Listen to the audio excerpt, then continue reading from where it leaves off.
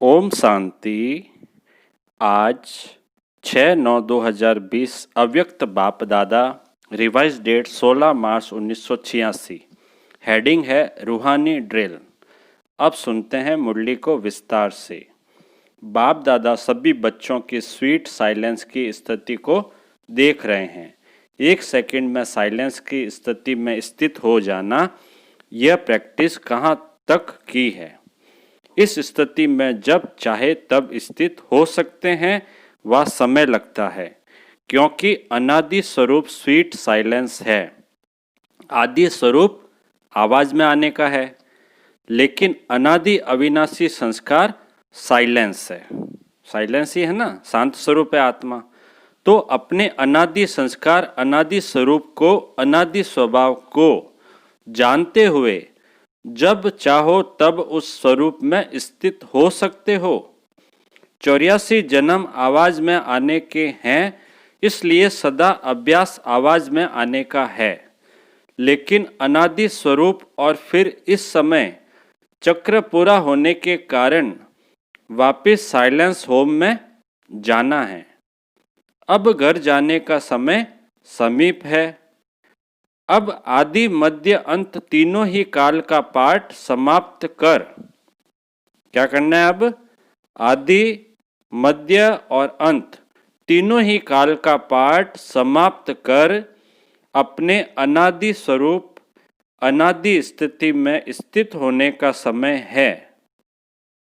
यही समय है ना, अब अंतिम समय है, तो वापस अपने को अनादि स्थिति में स्थित होने का समय है। इसलिए इस समय यही अभ्यास ज़्यादा आवश्यक है। अपने आप को चेक करो कि कर्मेंद्रिय जीत बने हैं। आवाज में नहीं आने चाहें तो यह मुख का आवाज अपनी तरफ खींचता तो नहीं है। इसी को ही रूहानी ड्रिल कहा जाता है। जैसे वर्तमान समय के प्रमाण शरीर के लिए सर्व बीमारियों का इलाज एक्सरसाइज सिखाते हैं, तो इस समय आत्मा को शक्तिशाली बनाने के लिए यह रूहानी एक्सरसाइज का अभ्यास चाहिए। चारों ओर कैसा भी वातावरण हो, हलचल हो, लेकिन आवाज में रहते आवाज से परे स्थिति का अभ्यास अभी बहुत काल का चाहिए। शांत वातावरण में शांति की स्थिति बनाना यह कोई बड़ी बात नहीं है। अशांति के बीच आप शांत रहो, यही अभ्यास चाहिए। ऐसा अभ्यास जानते हो? बाबा पूछ रहे हैं, ऐसा अभ्यास जानते हो शांत स्वरूप में स्थित होने का? चाहे अपनी कमजोरियों की हलचल हो, संस्कारों के व्यर्थ संकल्पों की हलचल हो। व्यर्थ संकल्प बहुत चलते हैं ना, ऐसी हलचल के समय स्वयं को अचल बना सकते हो? वह टाइम लग जाता है, क्योंकि टाइम लगना यह कभी भी धोखा दे सकता है। समाप्ति के समय में ज़्यादा समय नहीं मिलना है। उस समय अंतिम समय में ज़्यादा समय नहीं मिलेगा। फाइनल रिजल्ट का पेपर कुछ सेकंड और मिनटों का ही होना है, लेकिन चारों ओर की हलचल के वातावरण में अचल रहने पर ही नंबर मिलना है। अगर बहुत काल हलचल की स्थिति से अचल बनने में समय लगने का अभ्यास होगा, तो समाप्ति के समय क्या रिजल्ट होगी। इसलिए यह रूहानी एक्सरसाइज का अभ्यास करो। मन को जहाँ और जितना समय स्थित करने चाहें, उतना समय वहाँ स्थित कर सको। ये अभ्यास बाबा कहते हैं बहुत जरूरी है, क्योंकि अंतिम समय में यही अभ्यास काम आएगा। फाइनल पेपर है बहुत ही सहज, और पहले से ही बता देते हैं कि यह पेपर आना है, लेकिन नंबर बहुत थोड़े समय में मिलना है। स्टेज भी पावरफुल हो। देह के संबंध, देह संस्कार, व्यक्ति या वैभव, वाइब्रेशन, वायुमंडल सब होते हुए भी आकर्षित न करे। इसी को ही कहते हैं नष्टो मोहा। इसी को ही कहते हैं नष्टो मोहा, समर्थ स्वरूप। तो ऐसी प्रैक्टिस है, बाबा पूछ रहे हैं, ऐसी प्रैक्टिस है। लोग चिल्लाते रहे हैं और आप अचल रहो। प्रकृति भी माया भी सब लास्ट दाव लगाने के लिए अपने तरफ कितना भी खींचे, लेकिन आप न्यारे और बाप के प्यारे बनने की स्थिति में लवलीन रहो। बाबा कहते हैं प्रकृति कितना ही खींचे, कितनी भी हलचल आए, लेकिन आप न्यारे और बाप के प्यारे बनने की स्थिति में लवलीन रहो। इसको कहा जाता देखते हुए न देखो, सुनते हुए न सुनो, ऐसा अभ्यास हो। इसी को ही स्वीट साइलेंस स्वरूप की स्थिति कहा जाता है। फिर भी बाप दादा समय दे रहा है। अगर कोई भी कमी है तो अब भी भर सकते हो, क्योंकि बहुत काल का हिसाब सुनाया, तो अभी थोड़ा चांस है। इसलिए इस प्रैक्टिस की तरफ फुल अटेंशन रखो। पास विद ऑनर बनना या पास होना, यह आधार इसी अभ्यास पर है। ऐसा अभ्यास है? बाबा पूछ रहे हैं। समय की घंटी बजे तो तैयार होंगे या अभी सोचते हो तैयार होना है? इसी अभ्यास के कारण अष्ट रत्नों की माला विशेष छोटी बनी है। बहुत छोटी है ना, बहुत थोड़े टाइम की है। जैसे आप लोग कहते हो ना, सेकंड में मुक्ति व जीवन मुक्ति का वर्षा लेना अब सभी का अधिकार है, तो समाप्ति के समय भी नंबर मिलना थोड़े समय की बात है। लेकिन जरा भी हलचल न हो, बस बिंदी कहा और बिंदी में टिक जाएं। बिंदी हिले नहीं। ऐसे नहीं कि उस समय अभ्यास करना शुरू करो, मैं आत्मा हूँ, मैं आत्मा हूँ, यह नहीं चलेगा, क्योंकि सुनाया वार भी चारों ओर का होगा। लास्ट ट्रायल सब करेंगे।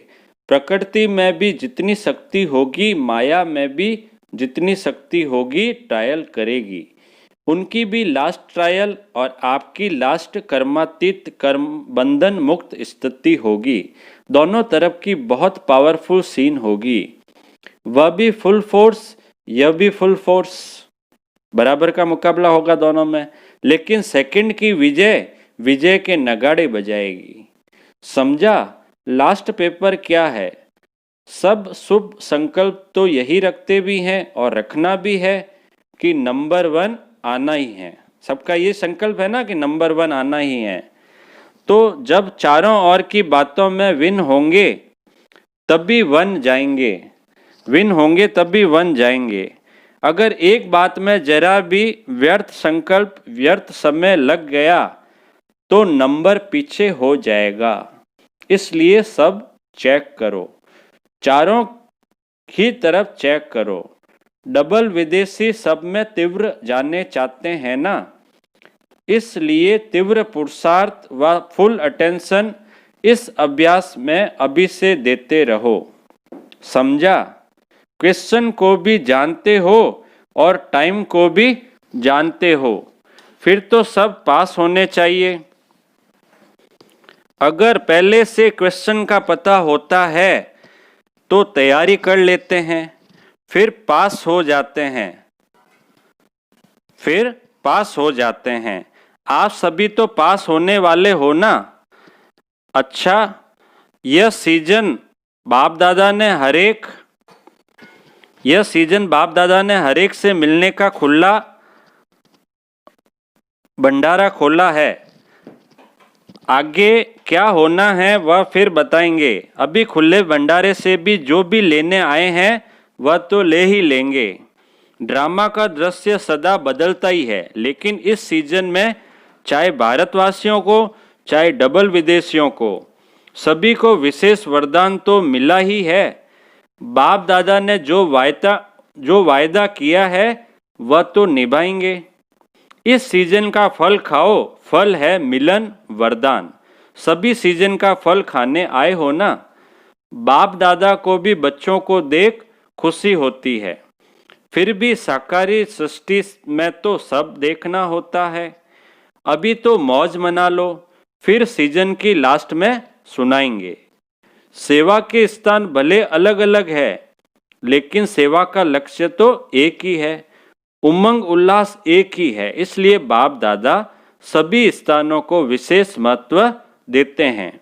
ऐसे नहीं एक स्थान महत्व वाला है दूसरा कम है, नहीं। जिस भी धरनी पर बच्चे पहुंचे हैं उससे कोई न कोई विशेष रिजल्ट अवश्य निकलनी है। फिर चाहे कोई की जल्दी दिखाई देती, कोई की समय पर दिखाई देगी, लेकिन विशेषता सब तरफ की है। कितने अच्छे अच्छे रत्न निकले हैं। ऐसे नहीं समझना कि हम तो साधारण हैं, सब विशेष हो। अगर कोई विशेष न होता तो बाप के पास नहीं पहुंचता। विशेषता है, लेकिन कोई विशेषता को सेवा में लगाते हैं, कोई सेवा में लगाने के लिए अभी तैयार हो रहे हैं। बाकी है सब विशेष आत्माएं, सब महारथी महावीर हो। एक की महिमा शुरू करें तो लंबी चौड़ी माला बन जाएगी। शक्तियों को देखो तो हर एक शक्ति महान आत्मा, विश्व कल्याणकारी आत्मा दिखाई देगी। ऐसे हो ना या सिर्फ अपने अपने स्थान के कल्याणकारी हो। अच्छा, अब दूसरी मुरली जिसकी रिवाइज डेट है 19 मार्च 1986। हेडिंग है अमृत वेला श्रेष्ठ प्राप्तियों की वेला। सुनते हैं मुरली को विस्तार से। आज रूहानी बागवान अपने रूहानी रोज फ्लावर्स का बगीचा देख रहे हैं। ऐसा रूहानी गुलाब का बगीचा अब इस संगम युग पर ही बाप दादा द्वारा ही बनता है। बाप दादा हर एक रूहानी गुलाब के फूल की रूहानियत की खुशबू और रूहानियत के खिले हुए पुष्पों की रौनक देख रहे हैं। खुशबूदार सभी है, लेकिन किसकी खुशबू सदाकाल रहने वाली है और किसकी खुशबू थोड़े समय के लिए रहती है। कोई गुलाब सदा खिला हुआ है और कोई कब खिला हुआ, कब थोड़ा सा धूप व मौसम के हिसाब से मुरझा भी जाते हैं। इसी प्रकार बच्चे भी कोई तो हमेशा खिले हुए रहते हैं और कोई कभी मुरझा जाते हैं। अप डाउन चलती है स्थिति, लेकिन है फिर भी रूहानी बागवान के बगीचे के रूहानी गुलाब फिर भी बाबा के मीठे बच्चे हैं। कोई कोई रूहानी गुलाब में ज्ञान की खुशबू विशेष है, कोई में याद की खुशबू विशेष है। किसी में ज्ञान बहुत है, किसी में याद अच्छी है। तो कोई में धारणा की खुशबू, कोई में सेवा की खुशबू है। किसी में धारणा में नंबर 1 है, कोई सेवा में नंबर 1 है। और कोई कोई ऐसे भी हैं जो सर्व खुशबू से संपन्न है, यानी सभी धारणाओं पे, सभी बाबा की श्रीमत पर चलते हैं। तो बगीचे में सबसे पहले नजर किसके ऊपर जाएगी? जिसकी दूर से ही खुशबू आकर्षित करेगी, उस तरफ ही सबकी नजर पहले जाती है। तो रूहानी बागवान सदैव सभी रूहानी गुलाब के पुष्पों को देखते हैं, लेकिन नंबरवार। प्यार भी सभी से है, क्योंकि हर एक गुलाब पुष्प के अंदर बागवान प्रति अति प्यार है। मालिक से पुष्पों का प्यार है और मालिक का पुष्पों से प्यार है। मतलब बाबा का बच्चों से प्यार है और बच्चों का बाबा से प्यार है। फिर भी शोकेस में सदा रखने वाले रूहानी गुलाब वही होते जो सदा सर्व खुशबू से संपन्न हैं, नंबरवार, और सदा खिले हुए हैं, जो हमेशा एक रस स्थिति में रहते हैं। वो बाबा के सबसे प्यारे हैं, मुरझाए हुए कभी नहीं। रोज अमृत वेले बाप दादा स्नेह और शक्ति की विशेष पालना से सभी रूहानी गुलाब के पुष्पों से मिलन मनाते हैं। अमृत वेला विशेष प्रभु पालना की वेला है। अमृत वेला का मत तो ही बता रहे हैं ना इसमें बाबा। अमृत वेले विशेष परमात्मा मिलन की वेला है, रूहानी रूह रुवान करने की वेला है।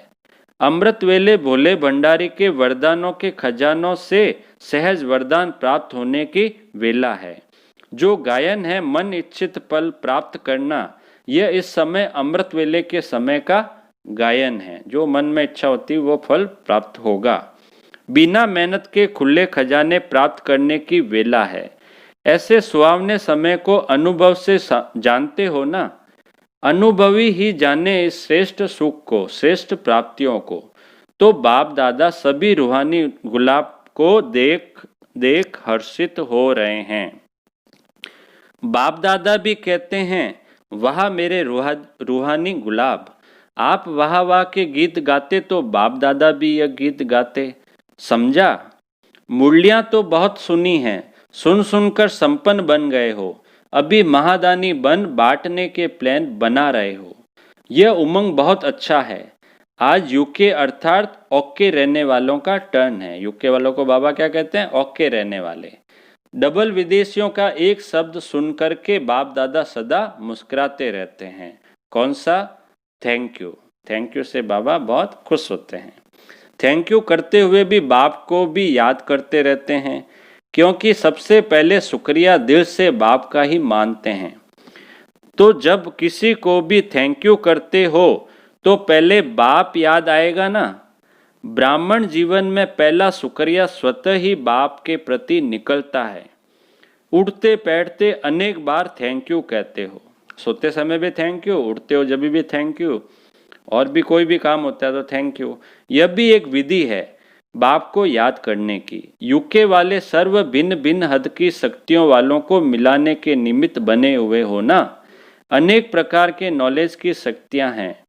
भिन्न भिन्न शक्ति वाले, भिन्न भिन्न वर्ग वाले, भिन्न भिन्न धर्म वाले, भाषा वाले, सभी को मिलाकर एक ही ब्राह्मण वर्ग में लाना, ब्राह्मण धर्म में, ब्राह्मण भाषा में आना।